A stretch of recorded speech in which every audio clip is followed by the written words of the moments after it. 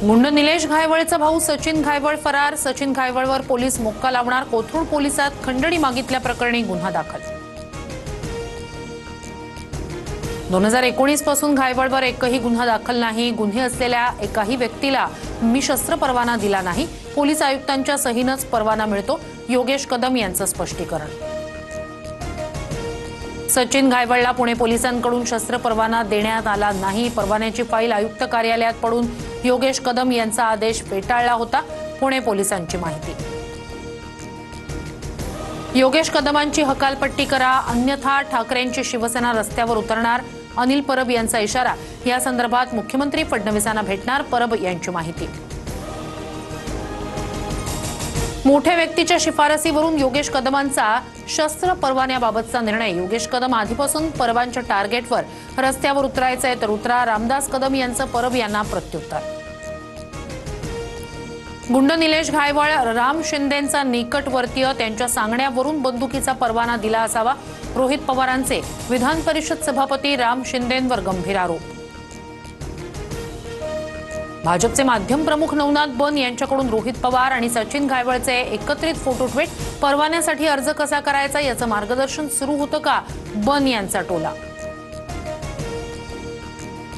रोहित पवारांच्या आई सुनंदा पवारांचा गुंड निलेश घायवळ सोबतचा व्हिडिओ व्हायरल।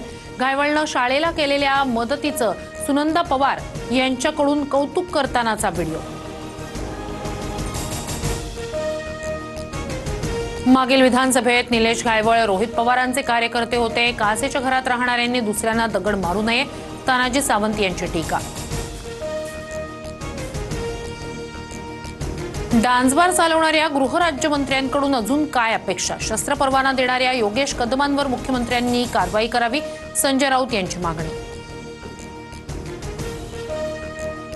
महायुती सरकारनं लाडका गुंड योजना आणावी आणि राज्यात गुंडांचं पालन पोषण करणारं एकमेव महायुती सरकार म्हणून जाहिरात द्यावी, वडेट्टीवारांची टीका। बूट फेकण्याचा प्रयत्न केल्याच्या प्रकारानं मोठा धक्का बसला। सरन्यायाधीश भूषण गवईंची प्रतिक्रिया। तर ही घटना माझ्यासाठी विस्मृतीत गेली आहे, गवईंचं वक्तव्य। खासदार निलेश लंकेंनी घेतली सरन्यायाधीशांवर बूट फेकणाऱ्या वकिलाची भेट। डॉक्टर बाबासाहेब आंबेडकरांचा फोटो आणि संविधानाची प्रत भेट दिली। शांततेच्या मार्गाने निषेध करण्यासाठी भेट घेतली, लंकेंची प्रतिक्रिया। उद्याच्या ओबीसी मोर्चाआधी विखेंकडून जरांगेंची भेट। भुजबळांनी जीआरला विरोध करणं सोडावं, राधाकृष्ण विखे पाटील यांचं आवाहन।